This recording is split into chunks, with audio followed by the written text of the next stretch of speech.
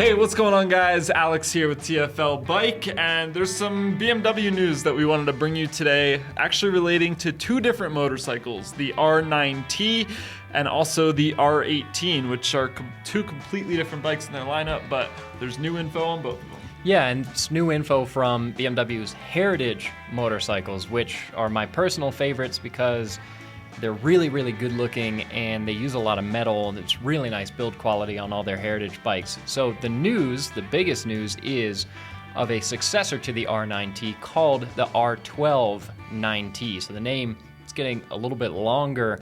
And so far, there's not a ton of detail yet on what is actually going to be new on this bike. All that we've seen so far really are pictures of what it's going to look like.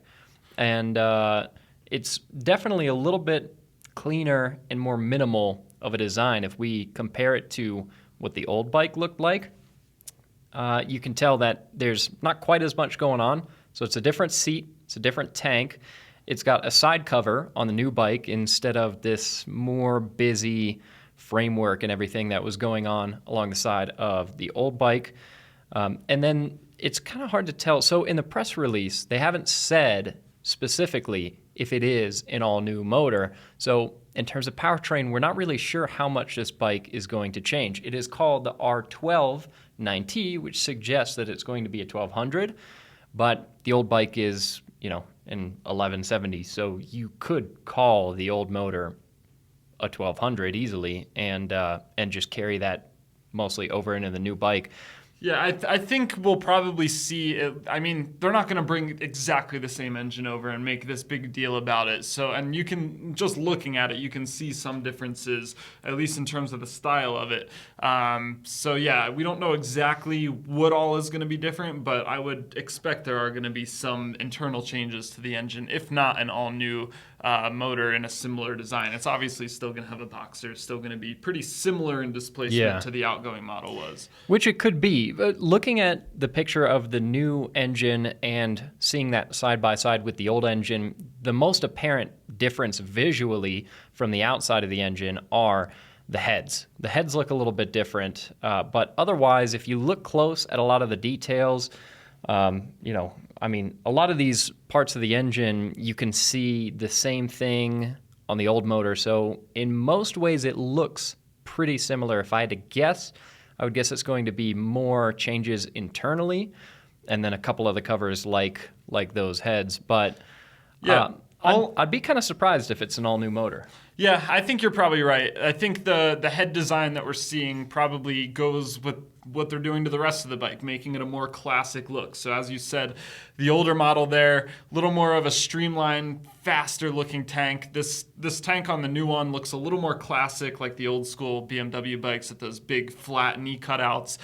You also have a completely new tail design on this and a really classic look under the seat on the new bike too, with that kind of triangular side cover there. Yeah. I think you're right. That head design is probably just to match the rest of the classic look of the bike. Because the old one was sort of flat and a little bit more looking. Flat and angular. Yep. Yeah, exactly. So I think you're right. We'll probably see some internal changes to the engine. I know they were saying some changes at the exhaust and the intake. That's been confirmed, but the rest of it we don't know yet. Yeah, and then in terms of specs on the old model, 109 horsepower, 85 pound-feet of torque from that 1170. So even if the motor doesn't change substantially, I don't necessarily think it needs to because that's a decent power output. Although these are fairly heavy bikes, at least the old model, 487 pounds.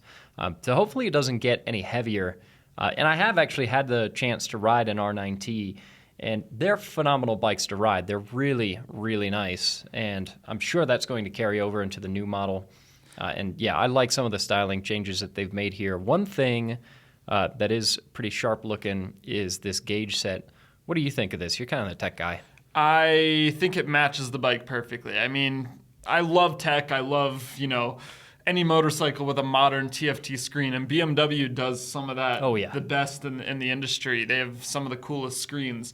But on a bike like this, having twin analog gauges like that, one for your tach, one for your speedometer, and then I do still like how it has an LCD display in each one of those, so you can show some more information there. But that's the kind of gauge cluster that you should see on a bike like this. Yeah, I think if it was all TFT, like if this had the big 10.25 inch screen that they put on some of their other models, that'd be a little much.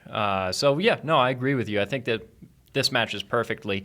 And to the version of this R12 nineT that we're looking at looks to be the next generation version of what is just called the R9T. So there's a bunch of different versions of the R9T, everything from the Pure to the Scrambler to the Urban GS. But what they call just the R9T is really the top model with the best suspension and best components, and that starts around 16 grand. This looks to be what they're showing us pictures of so far, the next generation of that model in particular, because you can see Brembo brakes, you can see the gold inverted forks. Same color scheme as the old one too, the Yeah. classic black and silver. Yeah, and I think the all the different flavors of the R9T is what's made that bike so cool, and that's one of the best parts about the R9T. So even though we're just looking at one of them for this kind of teaser, when they bring out the full specs and pricing and everything on the bike, I'm sure we'll see more variants of the R9T, because they have to know that's one of the coolest parts of this bike, and that's what sells it. And they have to bring back the Urban GS, because that's the coolest version of it by far. The other bit of news that BMW dropped is the fact that there is a new version of the R18. So this is on the other end of their heritage bikes. You have, of course, the big cruiser R18, and this new version of it is called the Roctane. So it has a couple new features, and it's mostly the bags, and then something really cool that they did on it was integrate the speedo into the headlight. And that is a really good looking, very retro way to do your speedo. But yeah, it's got mid-rise handlebars. It has the painted hard side cases with the turn signals and lights integrated into it. They blacked out the engine. It's got a dark chrome exhaust system, 21-inch front and an 18-inch rear wheel. So just a new version of the R18 that starts at $18,695. And yeah, this, I honestly, I think still my favorite version of the R18 is just the standard R18, as stripped down as possible. But I do really like that speedo in the headlight. I like this one. I like the sinister look of this. It takes a bike that's supposed to sort of have a classic look and, I don't know, bring you back to old days, and it makes an old school classic bike feel modern to me, and that I really like. We do have pricing on this one, right? Yeah, it's $18,695. Yeah. So yeah, no, it's a great looking bike, but still, I just kind of like the stripped down R18, but that's all a matter of preference. It never hurts to have more models, like we were just saying. That's one of the good things about the R9T. Yeah, and one of the good things about BMW, they do that with a lot of their bikes. They have all different variants and versions you can buy to match your budget and style and whatever else it may be. So there you go, 2 new BMW motorcycles. One that's, going to be available pretty soon with the R18.